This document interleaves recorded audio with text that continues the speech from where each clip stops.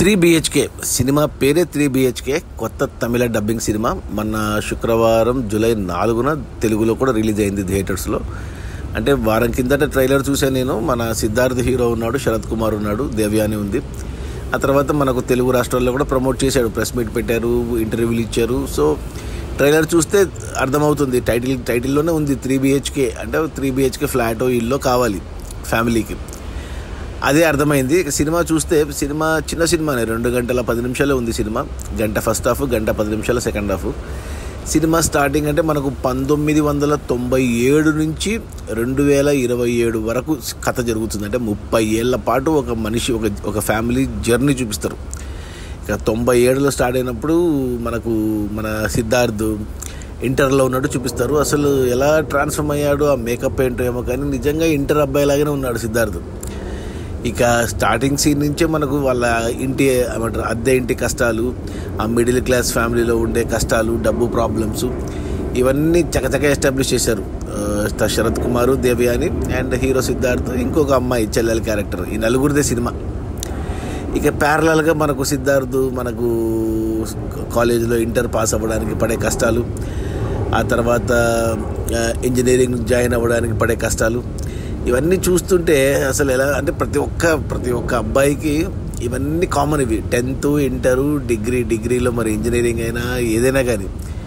So అవన్నీ ప్రతి ఒక్కరు ఏమంటారు, ప్రతి ఒక్క అబ్బాయికి ఇవన్నీ కామన్గా జరుగుతాయి. సో సినిమా చూస్తున్నప్పుడు ఇది మన కథే అనిపిస్తుంది. దానికి తోడు ఫ్యామిలీ ప్రాబ్లమ్స్ పెట్టి ఆ సొంత ఇంటి కళ అని పెట్టేసరికి ఇదేంటి మన కథ చెప్తున్నాడో డైరెక్టర్ అనిపించింది నాకైతే.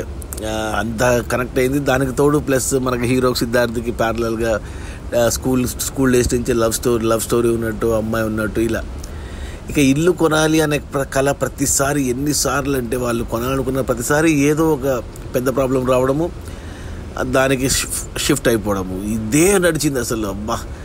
అసలు మొదటి అరగంట పాటు ఇలా ఎస్టాబ్లిష్ అయ్యాక ఇక సినిమా అంటే నేను కనెక్ట్ అయిపోయాను సినిమాకు. అంటే ఇది ప్రతి ఒక్కరు కనెక్ట్ అవుతారు నాకు తెలిసి.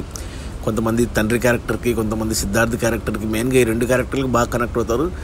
ప్లస్ ఆ చెల్లెల క్యారెక్టర్ చేసిన అమ్మాయి చాలా లైవ్లీగా అనిపించింది నాకు సినిమాలో. దానికి తోడు బ్యాక్గ్రౌండ్ మ్యూజిక్, పాటలు ఇవన్నీ చకచకా వస్తుంటాయి, మంచిగా అనిపించింది నాకైతే. అసలు ఫస్ట్ హాఫ్ మొదటి గంట సినిమా చూసేసరికి ఇదేంట్రా బాబు, ఒక జీవితాన్ని కళ్ళ ముందు చూపిస్తున్నాడు ఏంట్రా బాబు అనిపించింది నాకైతే.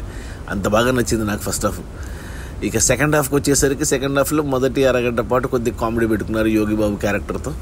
ఇక అక్కడికి అయిపోవాలి సినిమా, ఎందుకంటే అప్పటికి మనకు ఎక్కడికి వచ్చారు వాళ్ళు, ఇంజనీరింగ్ అయిపోయింది. ఆ తర్వాత మన సిద్ధార్థ్ ఫ్రస్ట్రేషను, ఉద్యోగ ప్రయత్నాలు.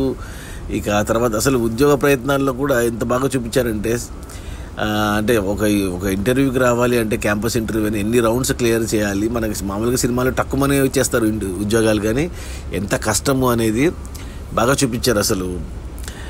ఆ తర్వాత ఇంకా అయిపోయింది కదా సినిమా, ఇంకా కళ తీరుతుంది అనిపిస్తుంది నాకైతే హాఫ్ అన్ అవర్ తర్వాత. కానీ మళ్ళీ అక్కడ ఒక ట్విస్ట్ కాదు, ఇంకో ప్రాబ్లం, ఒక పెద్ద గీత చిన్న గీత అంతే. ఇక అక్కడి నుంచి సినిమాని ఇంకా 2 గంటల పాటు ఇంకా తీసుకెళ్లారు అలాగే. అక్కడ మెయిన్ సిద్ధార్థ్ క్యారెక్టర్ తోటి ఇప్పుడు ప్రజెంట్ మనం చేస్తున్న ప్రతి ఒక్కరు ఉద్యోగాలు, ఐటీ కానీ వేరే ఏ ఫీల్డ్ అయినా సరే, అన్ని కుటుంబం కోసమే, అన్ని మన సొంత కోరికలు కలలు చంపుకొని కేవలం ఈ కుటుంబ బాధ్యతల కోసమే అందరూ సాక్రిఫైస్ ఎవరైనా సరే, అతిథులు కాదు, మిడిల్ క్లాస్ వాళ్ళు, తప్పదు ఇది.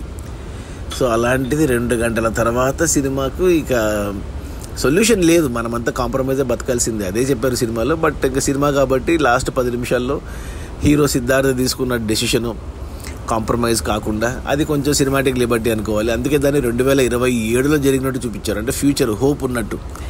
అంటే రియల్ లైఫ్లో జరగదు కాబట్టి ఆ 10 నిమిషాల్లో ఇక హీరో ఏదో సొంతంగా ఏదో చేసి సక్సెస్ అయినట్టు చూపించి అలా ఎండ్ చేశారు. కానీ సినిమా మాత్రం నిజంగా చాలా బాగుంది, చాలా ఎక్సలెంట్గా ఉంది. అంటే 90% మన ఇండియాలో, మన సౌత్ ఇండియాలో, మన తెలుగులో, లేదా తమిళ్లో ఎక్కువ మిడిల్ క్లాసే, అందరికీ ఇంపార్టెంట్ చదువే, అందరికీ ప్రతి ఒక్కరికి సొంత ఇంటి కళ అనేది కళగానే మిగిలిపోతుంది. చాలా కొద్ది మంది దాన్ని నెరవేర్చుకోగలుగుతారు.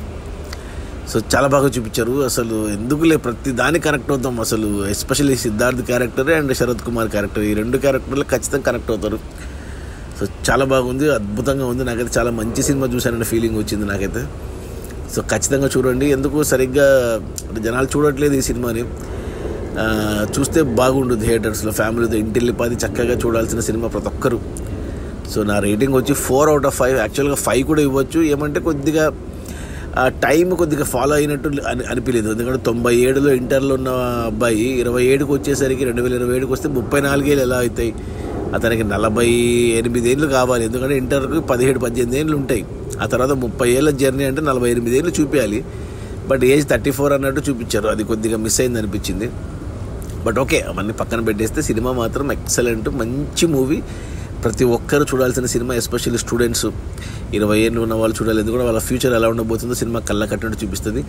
40 ఏళ్ళ ఉన్న వాళ్ళు చూస్తే వాళ్ళకి తెలుసు ఇదంతా వాళ్ళు దాటి వచ్చారు కాబట్టి. సో ఈ ఇంటిల్లిపాది అమ్మ నాన్న అక్క చెల్లి అన్న తమ్ముడు అందరు కలిసి చూడాల్సిన సినిమా. ఇంట్లో ఎంతమంది ఉంటే అంతమంది కలిసి ఖచ్చితంగా చూడండి థియేటర్స్లో. ఒకవేళ థియేటర్స్లో కుదరకపోతే రేపు పొద్దున ఓటీటీలో వస్తే మాత్రం అస్సలు మిస్ అవ్వద్దు. అప్పుడు బాధపడతారు, అరే ఇంత మంచి సినిమా థియేటర్లో చూసిందాల్సింది కదా అనేసి. అలానే సినిమా ఏడుపులు పెడబొబ్బలు గుండెలు పిండేసి ఇలాంటివి ఏమీ ఉండదు. మళ్ళీ సింపుల్గా ఒక లైఫ్ చూపిస్తారు అంతే. అదే నచ్చింది నాకు సినిమా. అంటే మరి బలగం మాదిరి మనం ఎక్కకి ఏడరా ఇలాంటివి ఏమి ఉండదు. మెలో డ్రామా, డ్రామాటిక్ ఇలాంటివి ఏమి ఉండదు. సింపుల్ ప్రతి మనిషి జీవితంలో జరిగే కథ. ఇది మన కథ, ప్రతి ఇంటి కథ.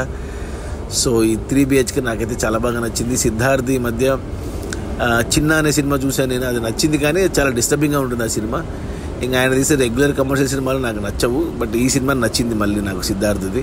ఎస్పెషల్లీ శరత్ కుమార్ నాకు చాలా బాగా నచ్చుతున్నాడు ఈ మధ్య. మొన్ననే కన్నప్పలో తండ్రి క్యారెక్టర్, ఆ క్యారెక్టర్ నచ్చింది. ఈ సినిమాలో ఇంకా బాగా నచ్చింది. ప్లస్ డబ్బింగ్ కూడా అతనే చెప్పుకున్నాడు. ఆ వాయిస్ కూడా డిఫరెంట్గా ఉంటుంది, చాలా బాగుంది.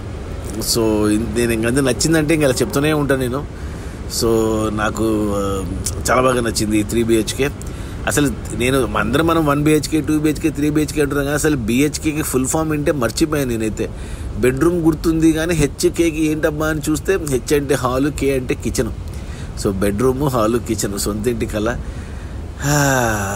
ఇది ఎప్పటికీ కలగానే ఉండిపోతుంది చాలామందికి. ఓకే, నా రేటింగ్ వచ్చి 4/5. But don't miss, watch this good film, nice film, life learning ఏమంటారు, లైఫ్ లెసన్ టీచ్ చేసే సినిమా.